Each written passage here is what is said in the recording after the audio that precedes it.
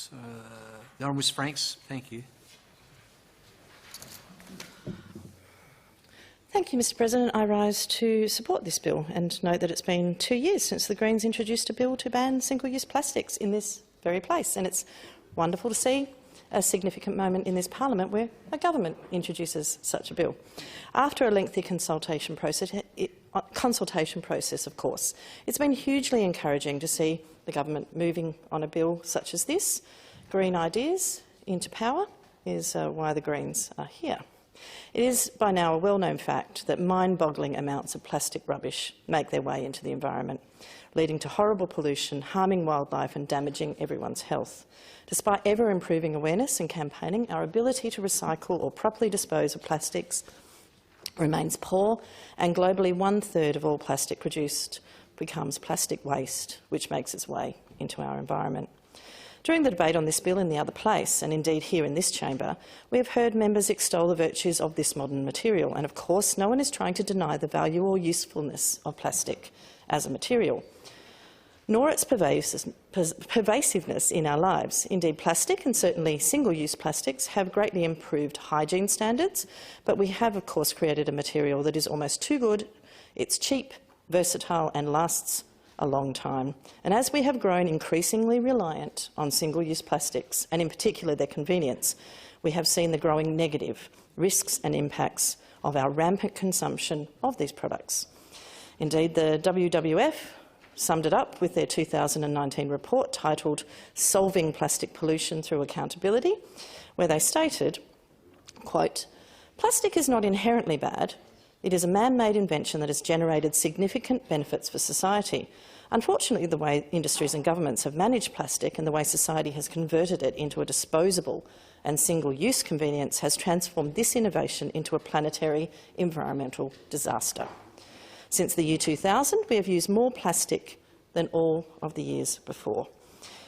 While the issue of plastic pollution has only been around for a few decades, 75% of all plastic ever produced has already become waste. The average person uses 53 kilos of plastic a year, leading us to collectively create a total of more than 300 million tonnes of plastic waste. The production of plastic is increasingly cheap, versatile and reliable, supporting the development of disposable plastic products and practically ensuring that disposability is our global business model. Almost half of all plastic produced becomes waste in less than 3 years. Plastic packaging clogs up city sewer systems and chokes birds and marine life as it breaks down, looking like bits of food as it makes its way through waterways and into our wildlife, who starve while filling their bellies with deceptive plastic scraps.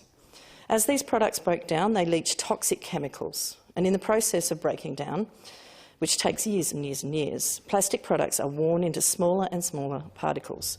Microplastics are now making their way into the food we eat, the water we drink and the air we breathe, which will no doubt have serious health implications. The full effects of microplastics on the natural world and society are still unknown.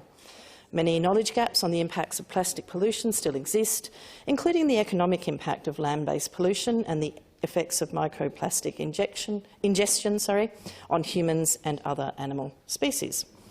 Carbon dioxide emissions are growing each year from increased production and incineration of waste plastic, and plastic production consumes 4% of total oil and gas demand annually. In 2016, the most recent year for which that data is available, the production of plastic resulted in approximately 2 billion metric tonnes of carbon dioxide emissions. We're now seeing research predicting that there will be more plastic in the ocean than fish by the year 2025. 5 years from now. That is horrifying, Mr President. About 40% of plastics that we consume today are single-use. Things such as cutlery, plates, food containers and electronics packaging, while the legislation before us today only tackles a fraction of the various single-use plastic products that become waste at best and serious pollutants at worst. It's not hard to imagine the environmental benefits seriously reducing our consumption of these products. In their report on plastics, the WWF estimated that on a global level, if we were to phase out single-use plastics, that we would lower plastic waste generation to 188 million metric tonnes, a 57% reduction from from the business-as-usual scenario we have now. And we're far from the first jurisdiction seeking to do this. In fact, around 112 countries, states and cities around the world have already imposed bans on various single-use plastic goods, and the list of these restrictions continues to grow. The East African Legislative Assembly has passed a bill to ban the manufacture, sale, import and use of certain plastic bags across its 6 member states. With a combined population of approximately 186 million people, and in October 2018, the European Union Parliament approved a ban on a number of single-use plastic items by the year 2021, along with a requirement to reduce plastic in food packaging by 25% by 2025 and cut plastic content in cigarette filters 80% by the year 2030. The European Commission is phasing out plastic cotton buds, cutlery, plates, straws and drink stirrers in all of its member states, and single-use plastic bottles with detachable lids are also being banned. I note, Mr President, that we in this chamber currently, due to the COVID restrictions, use plastic bottles each and every day that we sit. And today I've chosen not to do that. Not just because we are debating this bill, but certainly this bill is a timely reminder that we can and must do better. This bill, of course, is a welcome and necessary first step itself, particularly with the amendments moved by my colleague, the Honourable Mark Parnell. But we cannot just pass this legislation and think that we've done enough. In getting to this legislation, it seems that some products and issues have already been put in the too hard basket for the time being.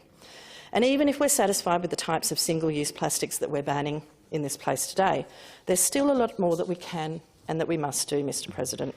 There needs to be incentives for producers to create and use products that aren't single-use.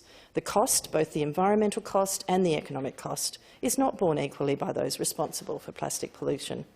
While plastic is cheap to produce, UN estimates tell us that ocean plastic pollution alone costs US $8 billion each year as it impacts fisheries, tourism and maritime operators. Falling production costs have resulted in the accelerated production of virgin plastics and a continued low uptake of recycled materials. Plastic can be more expensive to recycle than it's worth because the true cost of production is not reflected in its price. Manufacturers need to be responsible for the cost of cleaning up the products that they design for us to throw away. And while we need to have better recycling practices, Mr President, and greater uptake in the use of recycled materials, it isn't a silver bullet and it does come with limitations. If we continue to deal with and use plastics in the same way, many factors will make it hard to recycle plastic, from its physical characteristics to insufficient market demand for many types of recycled plastics. Then there are issues of contamination and products made of different types of materials that are difficult to separate. Takeaway coffee cups are the perfect example of this, as my honourable colleague Mark Parnell is fond of reminding me indeed. And in particular, in that case, if they are recycled, they can only, at most, be recycled about 10 times before their fibres become too short to be reprocessed. Plastic converters, manufacturers of products made out of virgin plastic have limited responsibility for the downstream impacts of their actions, causing a prevalence of single-use plastic business models. Plastic products often have a complex blend of additional materials that reduce the costs of production. However, this also reduces the recycling potential of these mixed material products by introducing impurities and contaminants and increasing the sorting and cleaning costs. We also see manufacturers who fail to design resource-efficient products that enable effective end-of-life plastic waste management due to choices made in the design and manufacturing processes. Those creating the products experience significant benefits from a cheaper product, but subsequently increase the cost of plastic waste management for those downstream in the product's life cycle. As the WWF states in that same report, measures should be put in place to ensure the global price of plastic reflects its full life cycle cost to nature and society. This isn't a far-fetched idea. I think it's the logical step from here. This is already happening in Europe, where there are some places that if companies don't design or enable products to be reused or recycled, they are penalised.